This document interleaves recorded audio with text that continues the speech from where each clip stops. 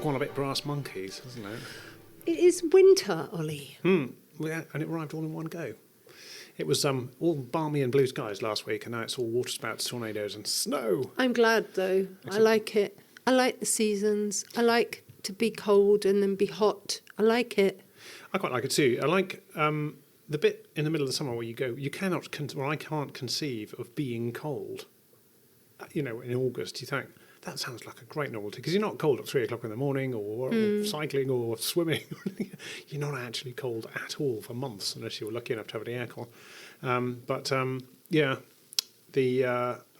Now we are cold. I can't quite remember what it's like to be sweating through your eyeballs. Maybe that's just me. How? Okay. Well, it's actually now the Christmas lights go on tomorrow in Palma. Tomorrow Big day in evening. Palma, yeah. And it's unlike the normal one when they normally switch them on at the end of the Borne, which is very Plaza pretty. España is Now the they're moving new to normal. Plaza España due to a gigantic public oversubscription last year. 20,000 people showed up. I think success in the marketing team is actually what you meant to say. Exactly that, and there's going to be some dancing and some showing off, I think. So if you fancy going along, do you know what time it is? I think the lights go on at 7. And some shenanigans before that. So Lots of things for children. It's really nice. yeah, it is really nice. They do that. They do that a lot, don't they, Palmer? It's very nice. When do the line dancing Santas show up? Oh, I don't know, but that's often a highlight. It's quite. I haven't seen that, Quite yeah. mad.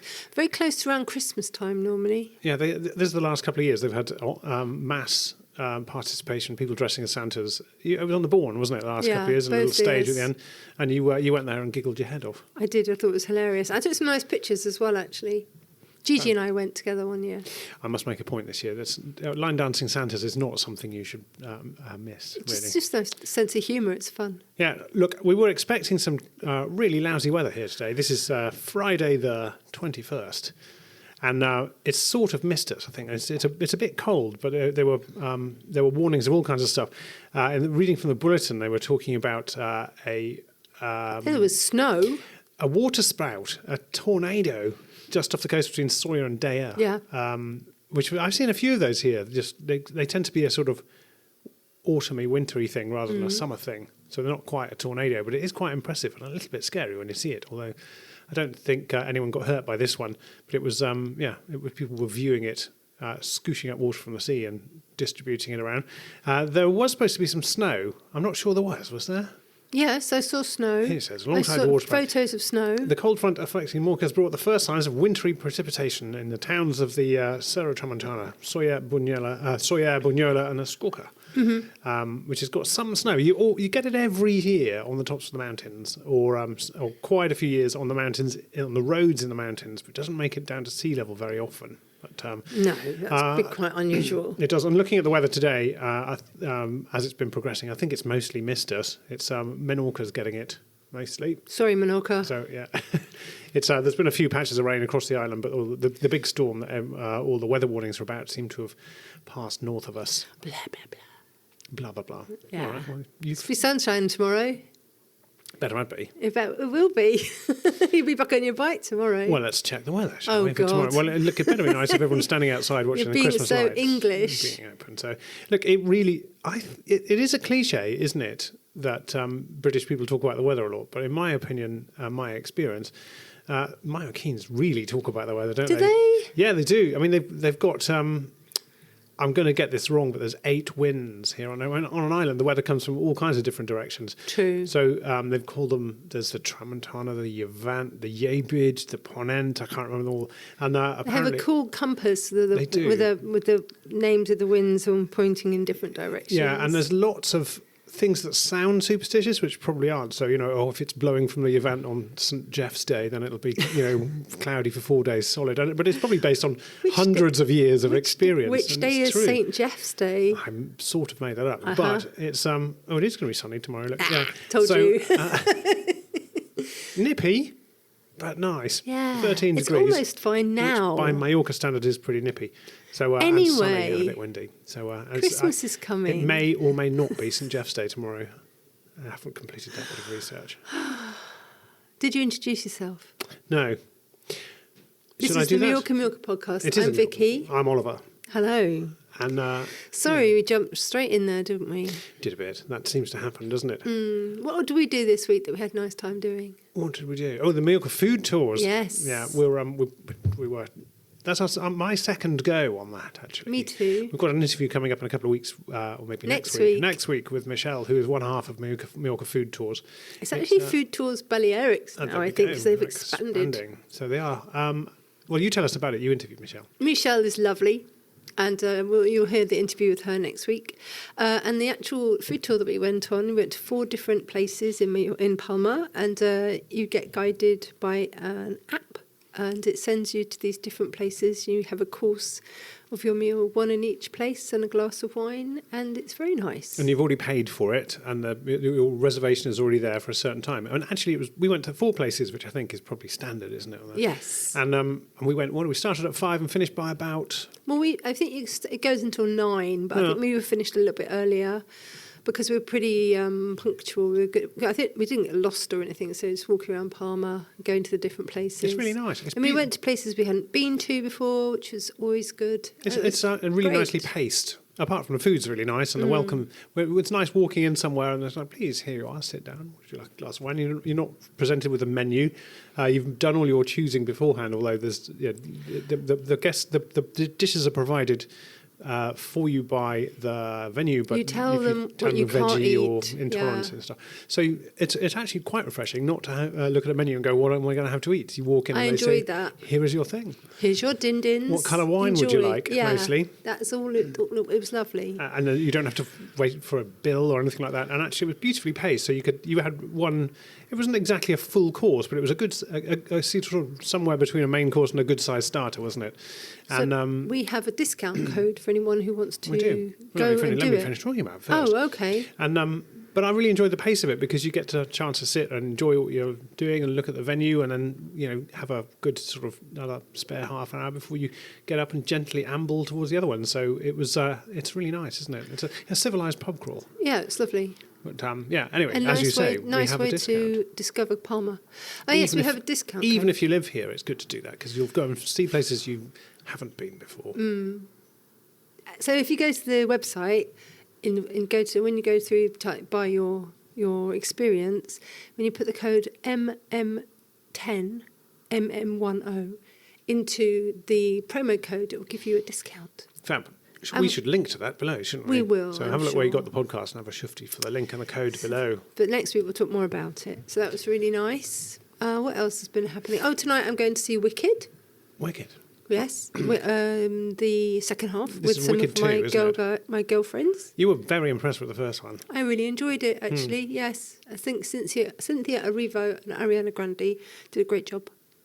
I was particularly impressed by Ariana Grande, actually. You did, I already knew that Cynthia Erivo was an all-round brilliant performer. I had no idea Ariana Grande was so good at performing and acting. I mean, I knew she was a good singer, but wow. So, yes, she's great. I hope you come back with a similar... Me too, yeah. What are the reviews like? Have you read any? I just looked at one and thought, I'm not going to read any more. I'm going anyway, so I'll find out for myself. I don't want to know. Meanwhile, on a slightly less showbiz note, one of the greats of the group, Nick Brown, has been posting about some very important but slightly dry subject. He loves this stuff, though. Brilliant at it, so thanks, Nick. He's... What's it about? Well, not only is he a great help and talent to our group, he's also been helping out Simon Calder, who is one of Britain's best, in fact, possibly Britain's only independent travel journalist, who came here for the ABTA conference, met Nick, and went on one of his tours and has commandeered him as a local expert. So, Simon Calder has been referring to him as the data sleuth Dr. Nick Brown. Oh, how lovely. Which I'm sure it is very well deserved. We're very pleased with, yeah. Anyway, right. Brace yourself. Are you reading it out verbatim? I'm going from Nick's post, which is in our Mallorca Facebook post. Thank you for posting. He also wants your help as well. Oh. He said, right, the new EU entry-exit system, the EES, is scheduled to go live in Palma Airport yesterday, which it did with a couple of other airports in Spain and probably other places in Europe too. Now, this is if you're not part of the Schengen zone, so the free travel zone throughout Europe, as in if you're, say, British or American or Canadian or anything other than European, you are going to have to use one of these new booths. They've been planning it for a couple of years, and these booths have been sitting there in a bubble wrap all summer, waiting for their autumn rollout, and that was yesterday. So you're going to have to give it some biometric detail, like fingerprints, and answer a little questionnaire before it'll let you go in, and then. At the moment, it still wants a police officer to stamp your passport, although that's a temporary thing. That won't last forever. Hang on a minute. Where do you have to be travelling to? So in or out of the Schengen zone. Okay, so like for example, when we go to Madrid next week, we won't be doing that. You won't, because you're travelling not only within the zone but within Spain as well. So if you're leaving, let's say you're going from Britain from Europe to Britain, or from Paris to New York, or something like that. So if you're crossing the Schengen border either way, I know you will have to give that. Sorry, no, if you're coming back in, you'll have to give that information. Once you've given it that information, it will then keep it forever, and then it'll recognise you next time you come in. Apparently, but it's going to involve. And it already is involving extra queues, so it is taking time. And in some parts, people have been missing flights because they've been taking longer.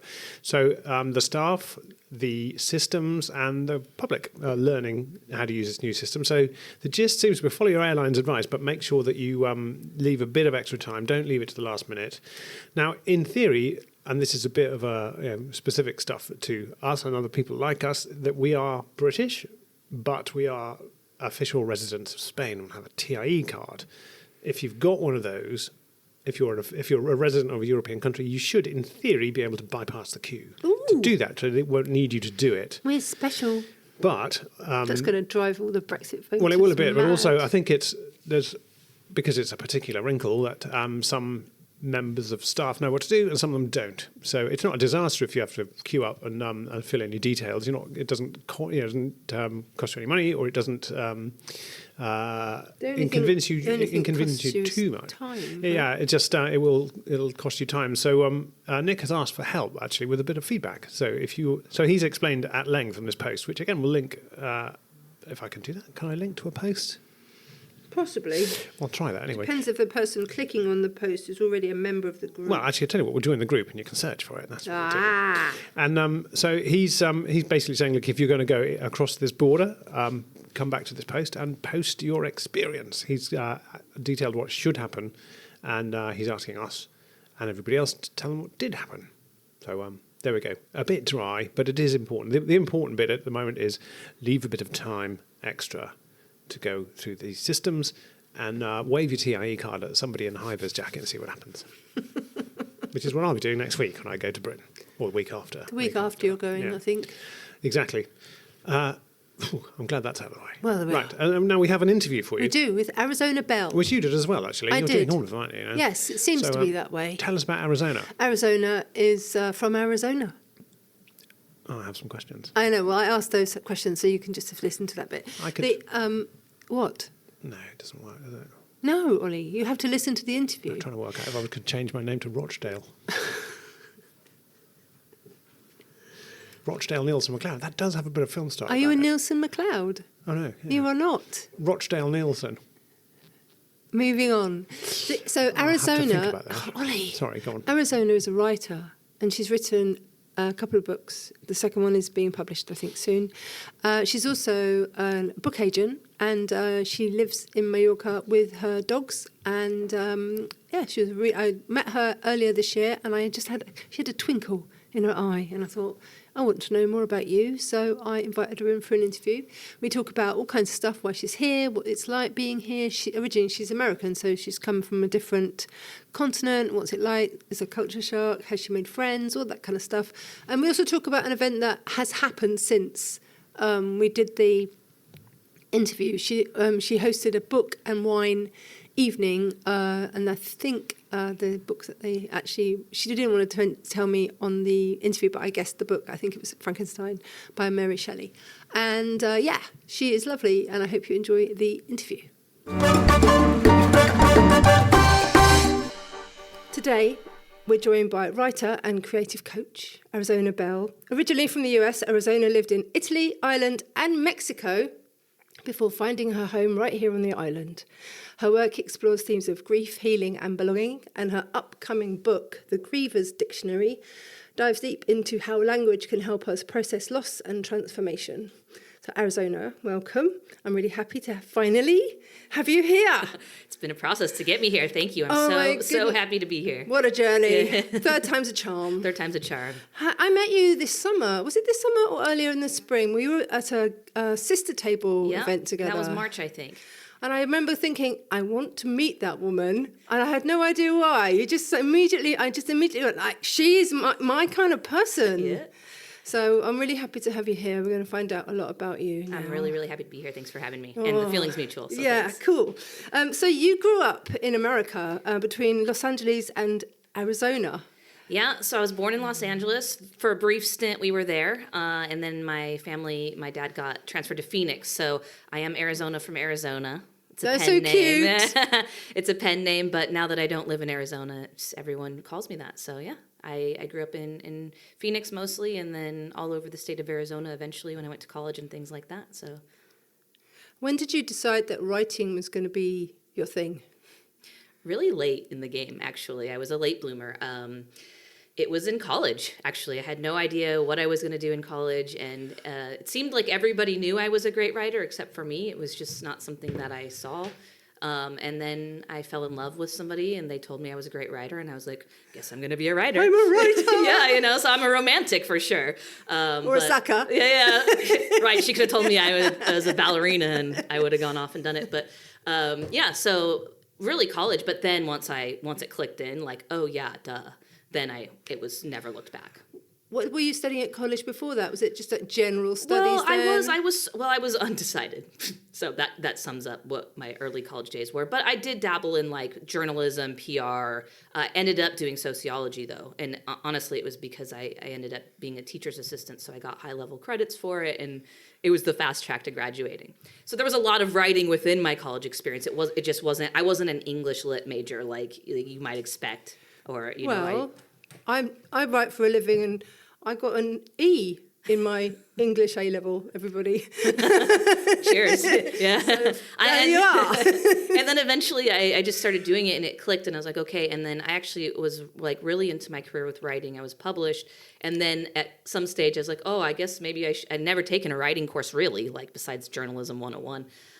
So it was just sort of a natural thing. And I went and said, oh, maybe I should do my MFA program. Maybe I should take grad school. So I signed up for, it didn't last long, put it that way. I'm an MFA dropout. So it just... hang on, but for all of us who don't know, what is MFA? Master's in Fine Arts. And so in America, that's the master's degree in writing. So I had no really writing experience, even though I was writing and published. But yeah, so I decided... I'll give it a try, but it ended up just not being for me. I think sometimes just in order to become a writer, somebody just has to give you permission, even if it's actually you give yourself permission. Yeah, it was me giving first it was my girlfriend at the time giving me permission, and then it was myself really, being like, I remember like being so afraid to tell people I was a writer, even when I was, even when that was my job. So it is about permission, I think. I think you're right. Because in any kind of creative stuff, you sort of have to defend your position all the time, don't you? Absolutely. Like yesterday, someone was asking me about the price of some work that I've done that they want to buy from me. Mm. And I was having to really kind of like strongly defend my right to say what I was worth. It was a really, even at my, great age, and I've been doing it for a while, I really still felt kind of angry at the end of it. Why am I having to be questioned about this? Yeah, and I don't know if that ends until maybe you get the really big book or something, but that mid-level that I've worked all my life as a creative person, it's a constant battle. In fact, on the way over here, right before I came, I saw a meme that was like, point of view, you're driving up to your art, it was an artist meme, like your client's house who's asked for a discount, and it's like this big mansion, right? Like that's the meme for artists. That's the meme for artists. It is absolutely that. Yeah, it's like just pay us because it's work, and it's important work. But I think now with the incoming use of AI, that's our work is being questioned again, because it's like, well, surely we can just get ChatGPT to do it for us. It's like, well, you can if you like M dashes and, very kind of cheesy writing, if that's where you're going. But if you want personality and actual insight, then I have a good story on that. Go on, let's hear it. I do some ghostwriting as well, in addition to the other stuff that I do and books and all that. But I do some ghostwriting for people, and I've had some really, some best-selling books with people, so a lot of my clients, all of a sudden AI comes around and they're like, I think we can just like mostly do AI, and then, maybe you can come in and polish it up. And then, that was, years ago. And then now it's like they've done that and they come back around. They're like, that's not working. I need you back. Yeah. So it's interesting. I think people at first thought, okay, I have this free ghostwriter now. But I think people that really are reliant upon ghostwriting are starting to realize the limitations of Mr. ChatGPT so far. Well, I mean, I very much heavily rely on my ChatGPT for things like helping me organise my thoughts. Sure. I mean, I actually really, truly do, but I would not trust them to him. Mine's a boy. Yours is a man. It's called Marvin. Funny, mine's a woman. Mine's called Marvin. Mine's called Nova. Really? Do you actually address? Hi, Nova. Do you do that? Because I do. I call mine Marvin, and we actually have conversations. Yeah, well, I'm not that deep into it, but I have some friends that were, so they're like, name your chat, But for me, it's like absolutely off limits for creative work. For me personally, I don't care what other people do with theirs, but for me, it's just a really great search engine. Yeah. Like we're not even Googling anymore. Well, I mean, like actual Google, the Gemini AI model is rubbish. Yeah. So and it gives you so much bad information. So it's actually ChatGPT is beating Google at the moment. Yeah. Anybody So who's interested in that SEO. in that regard, I think it's killing it. But Yeah. creative writing, it's not able to feel emotions or be human or anything like that. So it's lacking. Thank God, because it Otherwise we're keeps our out of jobs going. business. Yeah. So you said that you're a ghostwriter. Does that mean that like you're writing on behalf of other people? So a lot of people might think that that's kind of you're telling people stories on behalf of them, or how does it work when you're doing that? Sure, yeah. Ghostwriting is writing for people who have a story to tell, but either don't have talent, time, or whatever to actually write it themselves. And that's a large portion of people, especially in the nonfiction book world, because nonfiction books are for sometimes business leaders and all kinds, sports people, everything that maybe writing's not their passion, but they do have the story to tell. So that's when a ghostwriter comes in and helps them, formulate their story and put it down on paper. So I'll have a ghostwriting client and I'll sit with them, I'll interview them, they'll send me some raw material if they have it, and then I kind of go to town, just making their story come alive, even though it's their story.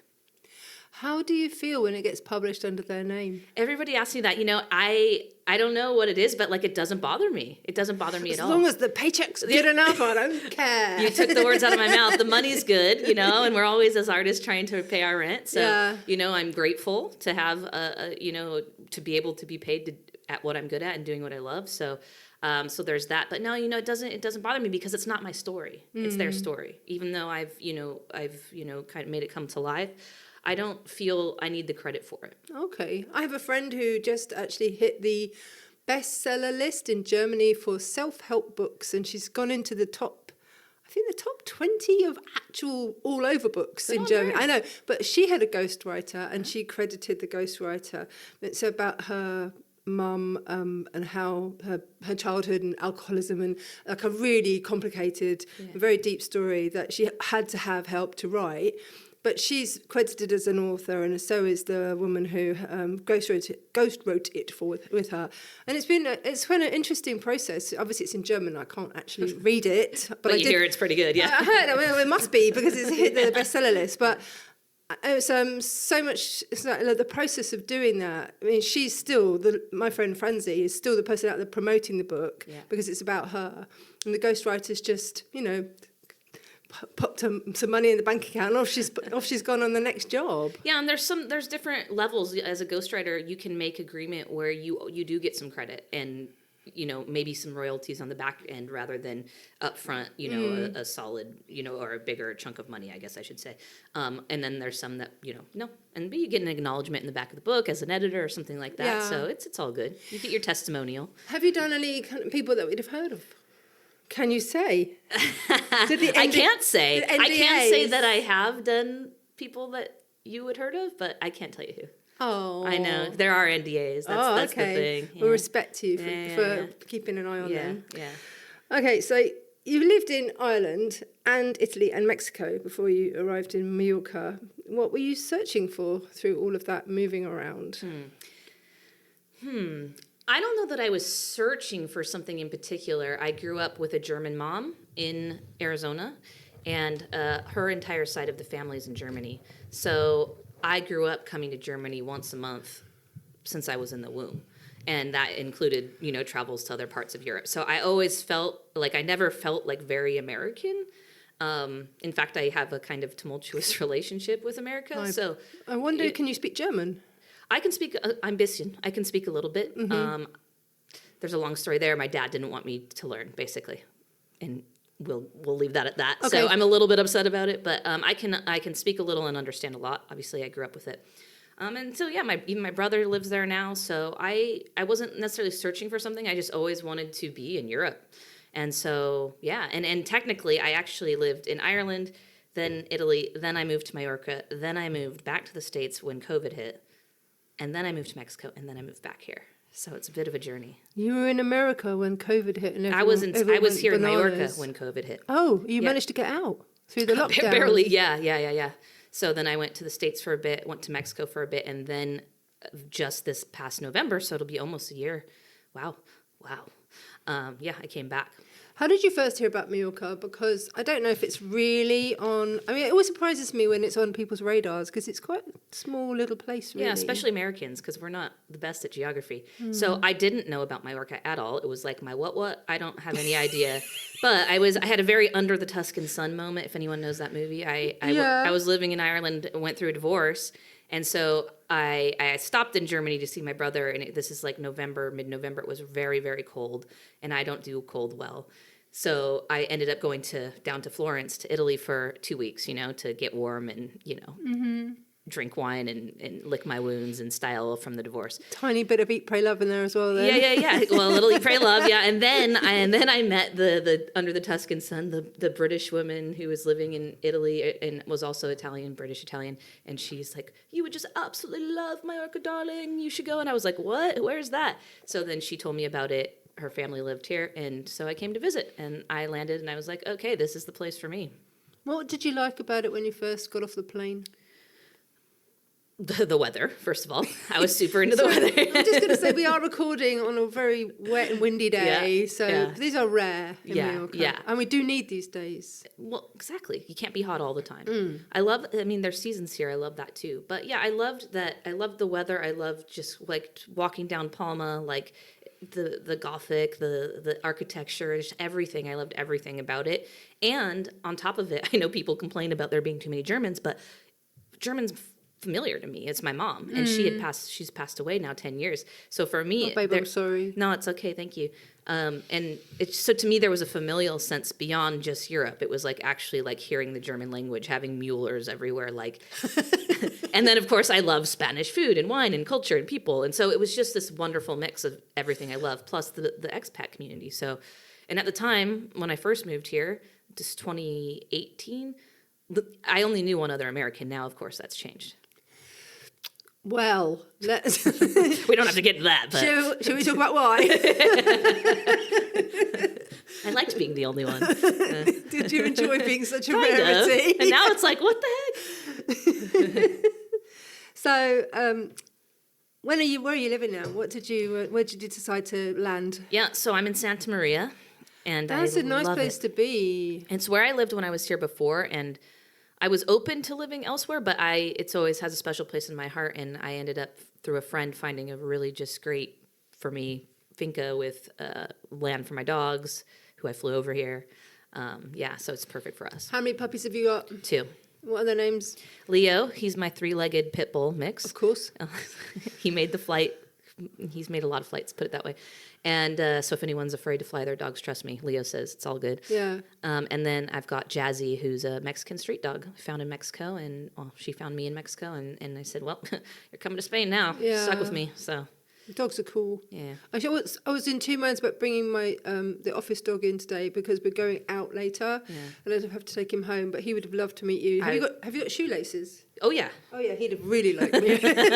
I was hoping there would be a dog here. No, I'm really next sorry. time. Next time I'll bring him. I'm a big dog lover. He's extremely sulky when he gets left at home, but you know. What kind? He's a rescued Yorkshire Terrier. Oh. Very cocky, full of character. And the other one is very old, Chihuahua mix. Oh. Completely bonkers, like barks at the moon. Oh yeah. Yeah. Again, lived in Mexico. Chihuahuas everywhere. Oh really? It's a thing. Yeah. Okay, so talking about Americans and them moving here, what advice would you tell your fellow American types? What advice would you give them about what to expect when they come here? Because living in Europe, I think, is a dream for a lot of Americans, and it's is it what they can expect? Yeah, I think, I mean, a lot of things. First of all, you know, and I speak to myself too, because I still am not fluent, but learn the language. It makes everything easier because it's a very, you know, the system is different, you know, and we all know this now, but the Spanish bureaucracy is very different than what happens in America. So I feel like a lot of the Americans I've talked to that move here, that's sort of their hang up, like how difficult or slow moving things are in that process when we're used to things being very, very fast, including down to getting the bill at a restaurant, you know, or whatever the case may be. It's just totally different. So I think just immersing yourself in that and like relaxing into the flow of the Spanish timetable, you know, rather than fighting it. Yeah, that's definitely a good one. I mean, I think everybody says learn the language, but I don't think people realise, like, true, learn the language. Really, unless you want to be vulnerable when you're in like if you have to go to the hospital or you're in a car crash or somebody's calling you out on the street and you can't defend yourself. And I am not fluent, so I'm speaking to myself too. But it is something that it's, especially now this second time and I plan to stay, it's like this has to be something that is done. It's a priority. Yeah, absolutely. And I mean, I've lived here for more than 2 decades, and I struggle with the past tense still. Yeah. And I had a baby. Currently, always in the present tense. That's a very spiritual way of being. Yeah, true enough. That's a great mindset. But things like there are companies here that can help us with things like paperwork, and we can just like pay somebody to do it. But there are still things that actually are just pride-wise. I don't want to be that outsider. I don't want to be the Giri forever, although I am always going to be the outsider because of where I'm from. But I want to integrate into my local community. I want to be part of the fiestas. I want to be able to walk into the bar, the owner of the bar, talk to me, and be able to us able to have a conversation. And I'm very much at that level now, where I'm acknowledged as part of the local, you know, wallpaper. You know, like I'm part of the scene. But if you don't put yourself in those situations because you're frightened of making a mistake, which is what I did at the beginning, I was frightened about what people would think about me making mistakes in Spanish. You know, hold yourself back. And they'd prefer you try and make a mistake. But yeah, I think cultural literacy, like you can't be part of the cultural environment if you don't speak the language. Like, for instance, there was just a big, literature festival here. Yeah. And I wanted to go very badly. I was very busy with work, but I was like, how much would I even understand? And so it's becoming a goal of mine. Like, I want to be able to understand. Are you talking about strangely called phlegm? Yes. Well, guys, it works for the Spanish, but it's FLEM. But any other language, no. But that's I think their logos was like green or something too. So. But it's held in Magaluf. Yeah. In a hotel in Magaluf, and actually one of the headline speakers is English. Was every year they choose an English. Was this the writer of Bridget Jones?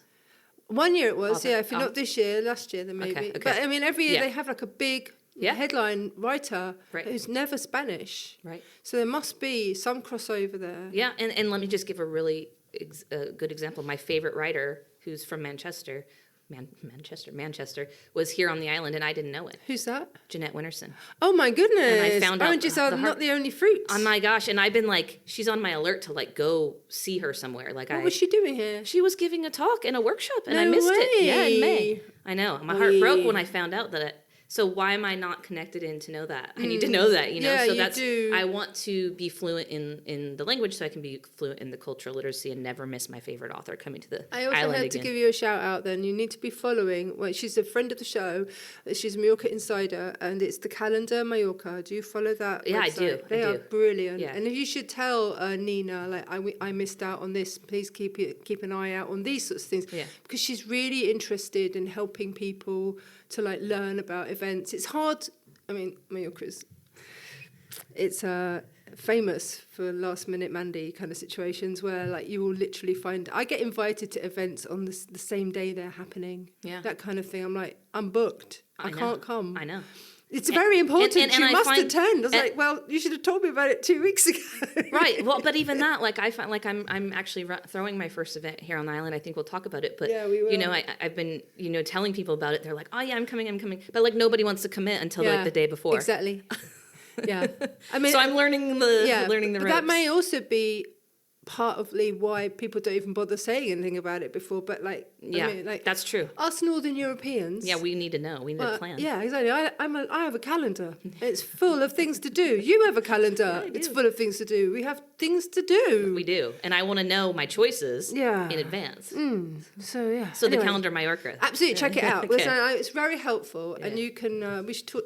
Next time Nina comes in, I shall ask her Yeah. about literary events. Yeah, I would love that. And we'll try to get her to research because it's really important. Yeah. Okay, so how is island life changing you? Have you seen a change in yourself since you finally like decided to be here last November? Yeah, I think that I'm changing me. Well, I think again, I'm just like relaxing not only into the island, like as home versus like kind of just jumping around a lot in the past, like digital nomading. I think I'm Yeah. relaxing into the idea of home and because I've been moving around so much, I've dealt with a lot of grief in the past, like that. So it kind of prevented me from feeling like I had a home. So I'm really like loving and relaxing to the idea of having a home. Like I signed a 5-year lease, like I'm here, like so that has given me so much security. So I'm starting to feel very secure, and that's given me the ability to just really like focus on my creative work and just. I don't know. I just feel good. I feel like, okay, I'm home. And that's a good feeling. Is there a typical sort of day-to-day kind of routine for you? Yeah, definitely. If I didn't have a routine, I'd be blown away with the wind. So wake up pretty early because of Jazzy, little puppy. I wake up, I have my coffee and I read and meditate. And then I get to writing. The early hours for the day for me Nice. are writing. I have to, whether it's for me or a client. I wish it were more for me, but often it's for other people, but that's okay. Writing's writing. And then do the whole shower breakfast thing, go on an hour-long walk with my doggies out by the mountains where I'm at. And then I come back and do all the other work I have to do, whether it's... Making a reel. Yeah, making a reel.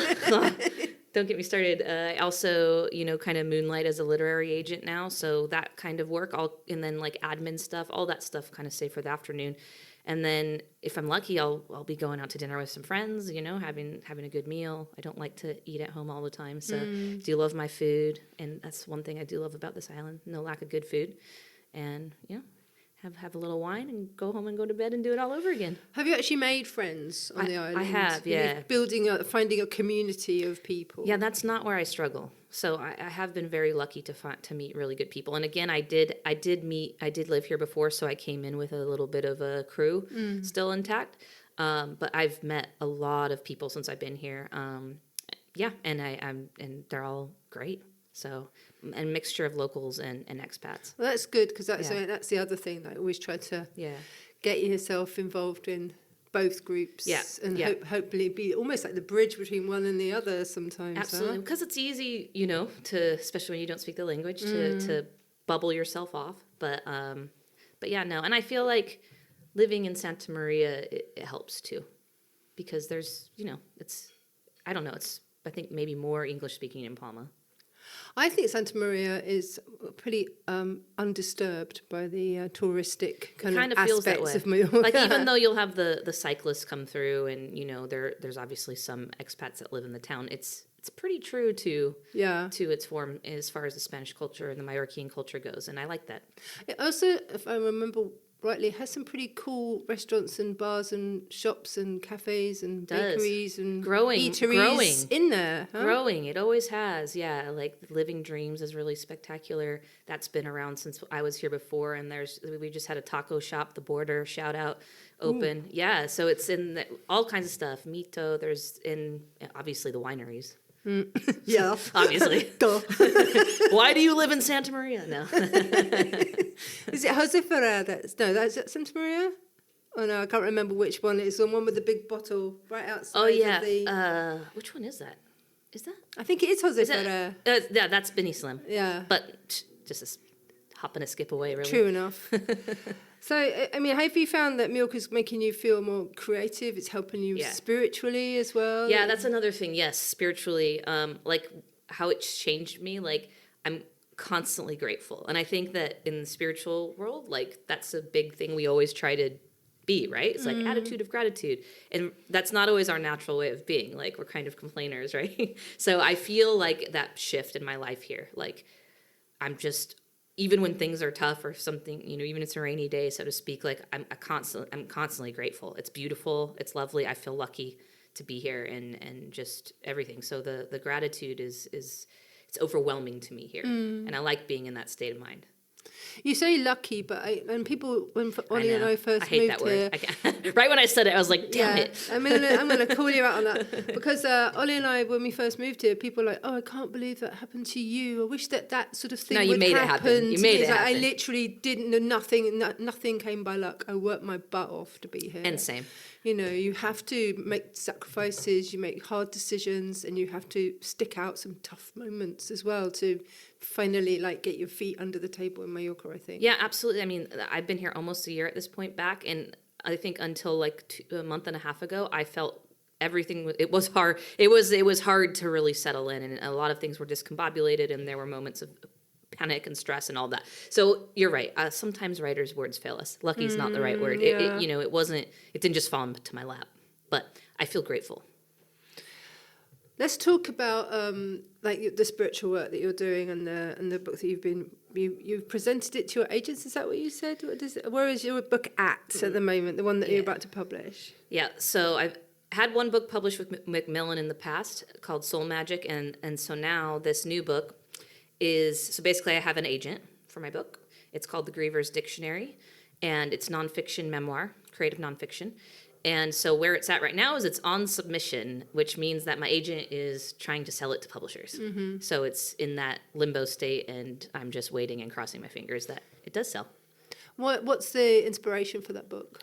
Sure. So I mentioned that my mom passed away. This is 10 and a half years ago at this point. And I think I started writing parts of this, you know, not knowing that I was writing the book, but, you know, as you do, right? You know, a couple weeks after she passed. So it's taken me 10 years to sort of understand what I'm doing with that and how I'm going to alchemize that experience into creative form. And it came to me, the idea, about a little over a year ago. And I was sort of, I was house sitting this hacienda in Mexico. I was really isolated, and I'd just gone through a breakup, and things were kind of all crumbling around me. I was trying to figure out where I'm going to land next, where I'm going to call home. Didn't know it was Mallorca yet. And so, yeah, and I had the idea kind of flash to me like it does, like those ideas, and I started working on my proposal. And so the inspiration ultimately came from my mother dying, she was my best friend, right? And she died when she was pretty young comparatively, and I was pretty young comparatively. So, and it was the first grief of my life. I'd never experienced loss before. So I was absolutely not equipped for it at all. And coming from a background in college of sociology and obviously already being a writer at that point, I kind of just mixed the two. So this book is a meditation on grief is set up. It's called The Griever's Dictionary, as I said. So it's set up in like a dictionary format. So it's like vignettes, because in grief we can't always even complete a thought. No. So completing a chapter wasn't happening. So it's set up in words, you know, A for this, you know, so basically a dictionary of vignettes of the experience that I went through, and universal concepts as well, and sort of a cultural critique at the same time on grief and how especially the West handles or mishandles it, we could say. Yeah. Yeah. We try to like almost pretend it's not happening. Right. Yeah. It's very much an avoidance thing. And that's, I feel, and, you know, one of the big thesis of my book is a disservice, because it's through grief that we really have the portal to spiritual depth, you know? It's through those low points that we can really get to the high points. So grief was actually, you know, the biggest instigator for spiritual seeking and deep change in my life. Would I take my mom back in a minute? Sure, but you know, of course. But the point is, grief serves a purpose, and it to me, it's a spiritual one. I've just been part of a book about grief. Actually, I contributed to a book about grief, and I was asked to contribute about losing or about the experience. Firstly, I was asked 2 years ago. The deadline was it got moved, and then it got moved again, and then it got moved again, and each time I hadn't written a thing. And literally there was like a hard deadline, and I had to write it for the hard deadline. I wrote it on the day I had to submit it. Because we do. Because I really found it difficult to do it. And it was so hard to put into words the feelings I was having. And now when I look back, I was writing about my dad dying.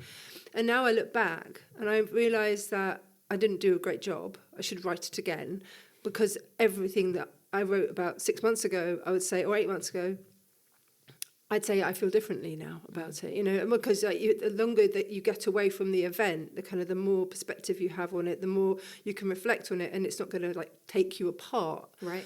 But in between times, I was also experiencing lots of other types of grief. It's not just about people dying. No. Grief is about loss and change that is not necessarily in your control. Yeah. Like, so, for example, my daughter, who's now 20, left home, went to university last year, and that floored me for 3 months. Everyone makes it sound like a cute empty nest syndrome. Sounds cute, huh? It's not cute. It's not nice at all. And I sobbed and sobbed and sobbed as if she had actually died. Yeah. Yeah. So I think and people misunderstand that absolutely. it's that kind of process. You can have grief that is coupled with joy as well. Like for her, she could feel grief for leaving, but also joy for going off on her own. Like for me, like for instance, when I moved from Mexico, I had such a big community there. I was on the radio there. Like I was really into, but I knew it was time for me to go. So there was no question there. But I had and still have grief over leaving the place, even though I know I'm come to the place where I need to be and I'm making new roots and new friendships and all this stuff. I made a good, for me, joyous decision, but I still feel grief, right? So grief it's not just people dying.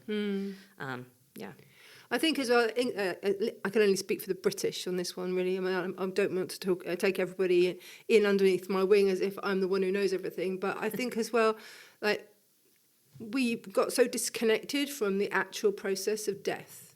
So somebody dies, we're frightened almost to be with them when they've died, or we don't want to be with the body gets taken away, we don't handle the body after the person's died, and then it's whisked off and put in a furnace or put in a hole, and we don't have to think about it anymore. Yeah. And it's like, and I think as well, we're not part of the process of, for example, if you eat meat, you should like it's the meat just shows up in the supermarket already ready for you to cook. Right. You know, you haven't gone through the process of rearing the chicken, killing the chicken, plucking the chicken, whatever. You know, like so we've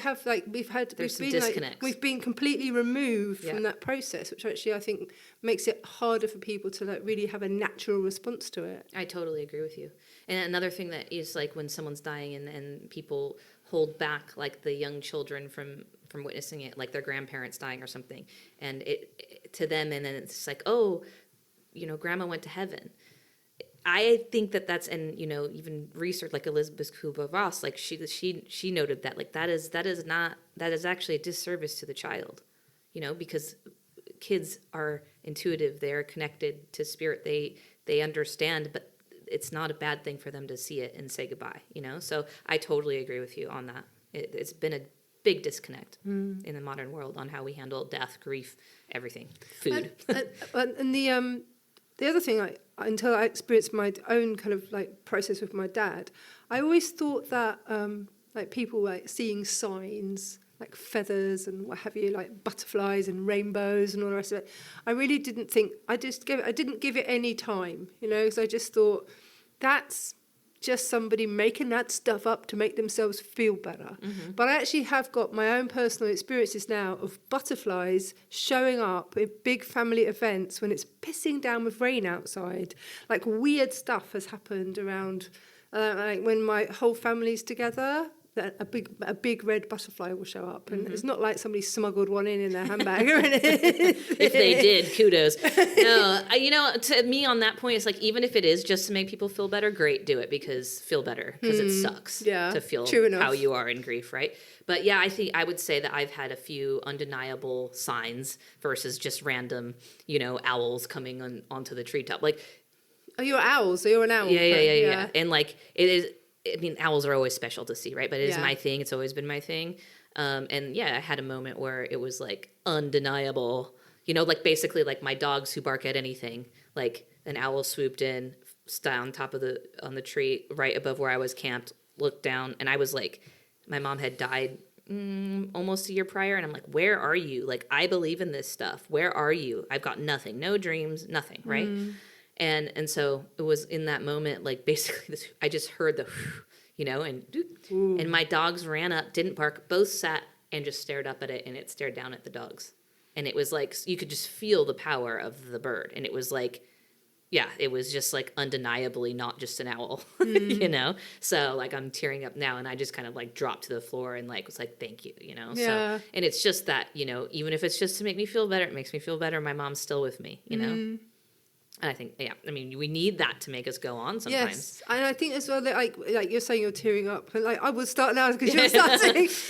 But it's I think that's the other thing is like when you go through a process like this, if it's like when somebody comes into the world, so like for example, when I had a baby and when I lost my dad, like my emotional levels went up a notch. Like I suddenly became that woman who would cry at nappy adverts, and now I'm the person who cries at owl stories. I just like the empathy just gets bigger and bigger as you get more of the human experience. I think. Yeah. Absolutely, I totally agree with that. Mm-hmm. So how do you write about this stuff in a way that's going to be helpful to people? Because it's a hard subject. It is a hard subject, and I think that for me, the number one thing, I felt so alone in my grief, like, and we privatize again in the modern world.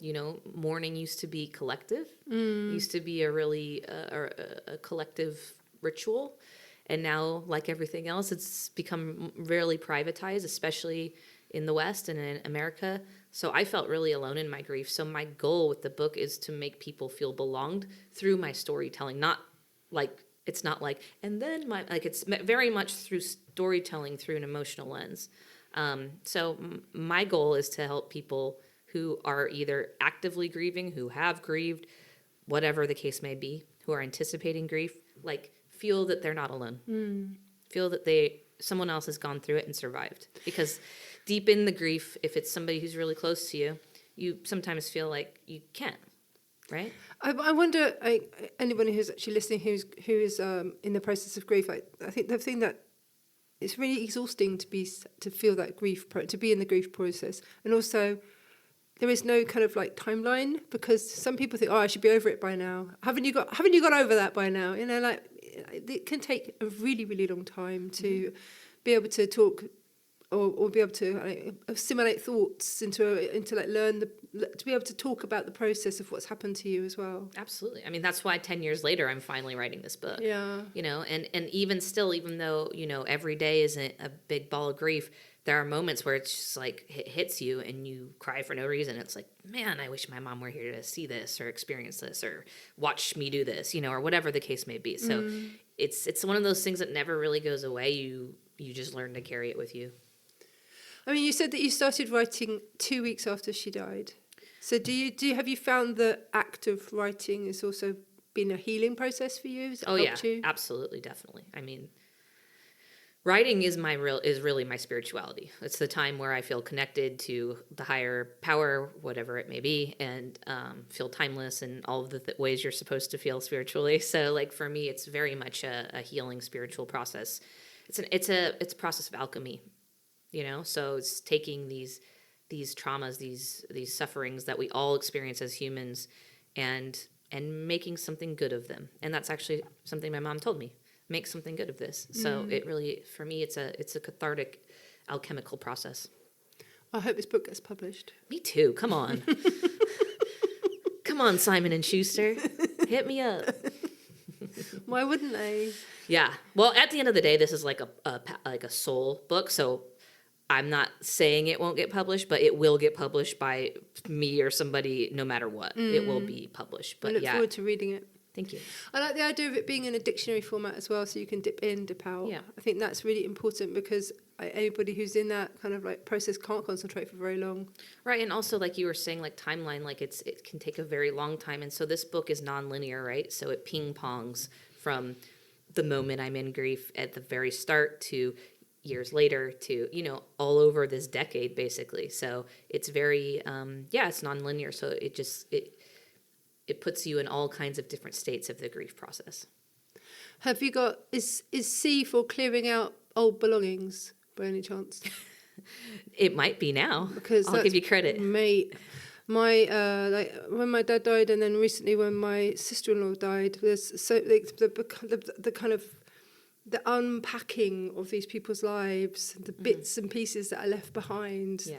Like they suddenly become much more like something that maybe wasn't meaningful to them, like a postcard or a, I don't know, wine cork from 1984 will suddenly have so much meaning, and it's very strange when you look at your own belongings, you think, well, I don't want to burden my own family with my stuff afterwards, but I think, like being able to like leave behind, like declutter. Maybe it should be D for declutter. D for declutter, yeah. Yeah, it's a process as well, and I could talk for literally an hour on that, but I'm down to one storage unit now in my it's happened to you too. Yeah. Oh, and I actually brought the most important thing that I have of my mom's. I brought it with me. What is it? It was a wind chime. Oh. Yeah, and then there's a lot to that which you can read in my book, but it was a wind chime, and I brought it with me on my carry-on luggage from Mexico to here, and it was actually, I flew on Dia de los Muertos, which is November 1st, which is the Day of the Dead, which is, so, oh my gosh, all of it. And for whatever reason, there's something in the bell, and I was running late. I had to check my dogs, and you can imagine the chaos of this move. 2 big dogs, blah, blah, blah, crates. And on top of that, I had 2 friends who were supposed to help me, and they didn't show up. They're not my friends anymore. It's like that. And anyway, I had this bell, and the metal detector thing basically said it was a weapon, so it can't come through. But I didn't have time to go back and check it. Oh, God. So I had to throw it in the garbage. Babe. Yeah. And that is just, it was like the final letting go, right? And it hurt. I bet. And it hurt. But it also was like, your love for that person is not a thing. That's it. I was really forced to deal with that. So when I say the move, it was a big move. It took a long time for me to be grateful to be settled in, but because it started that way. Yeah, I know. So I do know about the declutter process very, very much. Oh my goodness! Yeah, it's a process that I would really like to for it to be over and done with. Right? Yeah. So now you're here, settled-ish in Mallorca. You've got plans for things that you're going to be doing. I know that you're going to be doing an event soon. Would you want to tell me about that? Sure. Yeah, I've got plans. Yeah, because I think that there's a lot. Historically, I think that Mallorca was such a literary island, and I know there's still stuff going on, but I want to get into it. So because that's kind of my world. So so on October 30th, I'm teaming up with Amy Dunn, who's a wine expert, and we're going to do Words and Wine, basically. It's called Books Uncorked. It's going to be at Babel Bookshop in Palma, and we're going to pair words and wine. So I can't tell you which book, but I'm going to be talking about doing a lot of storytelling from a classic book that has haunted us for decades. I'll just drop that, Yeah. So, and Amy's going to be pairing a few wines, I think, with what the story I'm going to be telling, and we're going to, the goal is for people to mingle and do something new and discuss, How can you get tickets? you can get tickets at a link that I have on Oh, honey bunny. on my thing. Okay, so we'll put the link in the show notes so that people can go there and get their tickets. Yeah, I would love that. October the 30th. October 30th at 7. So it's kind of a pre-Halloween spooky treat. Yeah. Yeah. That's, I mean, and I would love to do these regularly because it's kind of a classic twist on a literary Be salon. cute to do one for Valentine's. Yeah, exactly. Kind of thematic, you know? So yeah, I just want people Some talking, well-known mingling. love story, perhaps. Yeah. So I hope to do these regularly. So, that's the plan. That sounds really cute. Has I'd to be like to cute. come. I think you should. I would love you to. What about other things? Have you got in your head any dreams that you want to... I'm also a couple weeks away from launching a writing retreat, writing and yoga wellness retreat with a friend of mine who lives in Poyensa named Madison. What's up? And we're going to be launching a joint retreat with, she's going to do yoga, I'm going to do writing, and this is next summer. And these are things like I would just love to do in general. When I lived here before, I had a couple sold out retreats, and they weren't writing retreats, they were more spiritual retreats because that's what I was doing at the time. But I think that especially Americans, they're ready to come out here and create and get off ChatGPT and connect to their original intelligence. Well, they can get here now as well. And they can get here on a direct flight. So there's a little bit more circuitous. and not that it would only be for Americans, but obviously I think that people are looking to kind of get out of America right now for a little retreat. There's a few people in Portland that would like to come. Yeah, to say the least. Don't get me started. So Right. so those are the things that I have in mind coming up, and I'm always open to collaborate. And I just want to, because I do so much work online, I just want to also be present in real life. You know? Makes more friends. Yeah. Keep going. Widen the net. Yeah, exactly. Where will it be held, the retreat that you're thinking about doing? It's going to be in San Salas up in Soyer. Finca San Salas, which is gorgeous. Nice. Yeah, absolutely brilliant. So how many people will there be? Maximum. I think it's like, ooh, don't kill me if I'm wrong, like 8 to 16-ish. Wow. Probably in the middle of that somewhere. And what you'll be doing, writing classes, coaching the wannabe writers? You're asking me questions I don't know yet. Well, it's definitely for people who want to write, and just even whether they're established or not writers, they need and want time away from whatever their life is to have that space to write. So there's actually going to be a lot of time to write. Sometimes retreats, they pack it so much that you don't actually have time to relax or write or do whatever the function is that you're there for. So there'll actually be space to do that. But I'll also be giving workshops and working with people on whatever they do, because that's what I do, help people write. Well, I have a question. I have 3 novels in my head. What the hell am I going to do about those? You want me to tell you right now? Yeah, but where would I start? I literally have got 3. One of them I can't write until my actual mother is dead. Hi, Mum. Sometimes that does happen. Yeah, well, I don't want to... Yeah, know. Ruffle any feathers. No. Yeah. But the 2 of them I could start on, but I don't even know what I'm very used to writing for other people. I don't write for myself. So they're all in your head. It's like it's literally living in your head. I have one book is more or less I have the entire thing in my head. The other book I have like this idea about how I want it to be and where I want it to be set, which is not a real place. But one is in a real place and one is in not a real place, and the third one would be in a very real place. So like there's a wide breadth of stories. So you're basically telling me there's one book that you have entirely ready to go in your mind. Yeah. Okay. Write so that there's one a trick first. to doing it. Okay. You just have to sit down and write. It's the tale as old as time. You just got to sit down and write. I know. But how do you prioritize that sort of stuff? It's hard. How do you find the time? Well, I mean, before I was a full-time, because I've been working, I've been my own boss for quite a while now, but before that I was working for magazines, right? Or whatever kind of, mostly magazines, and I have to get up at 5 a.m. as a 20-something who is sometimes out partying. I have to get up at 5 a.m. and write before I went to work. Like, there's no excuse. You make the time, or you don't. Yeah. You know, so whether it's your lunch hour or waking up early or whatever the case may be, or culling something that you can, you just got to show up and do it. Sorry to be the bearer of bad news. Tough love, Don't shoot the Arizona. messenger. I know. I wish it, or you hire a ghostwriter. Those are the only options. I literally don't. I mean, I don't know how I can even. That's the problem. I can't get it out of my head. It has to come through my fingers out of my head. I can't say it out loud. No, out of your fingers is the key word. Yeah, exactly. Yeah. So okay, well, so we'll put you on a. When's this retreat? Exactly. Get you going. Thank you so much for coming in. It's Thank you really for nice having to me. meet you properly. Yeah. And I'll come and drink wine and listen to you reading a ghost story. Twist your arm. Definitely. They both sound like a good idea. Yeah, I think it'll be fun. It's something new, and thank you for having me. It's been a joy. You're lovely.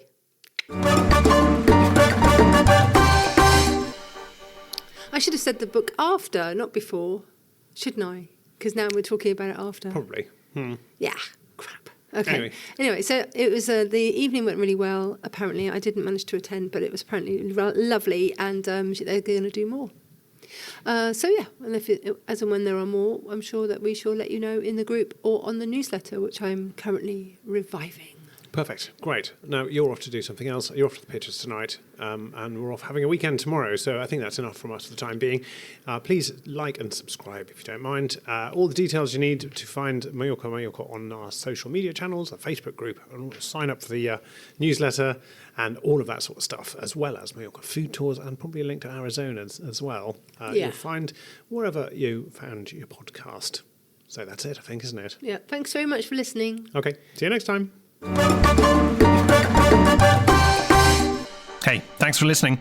Listen, we need your help. If you don't mind, would you please subscribe wherever you got this podcast? You can find it in most places, Spotify, iTunes, all the rest of them. Just click subscribe, and if you get a chance to leave us a review and you'd like to leave us a good one, we won't stand in your way. And something for you. If you'd like to get our monthly newsletter, then visit our website. That's Mallorca-Mallorca.es. That's Mallorca with a J, Mallorca-ES. And follow the link there. And if you'd like to ask us a question, send us a DM to our Facebook or Instagram channels. And wherever you get your podcasts, if you see the show notes, you'll see the links for everything you need. Thanks for listening. See you next time.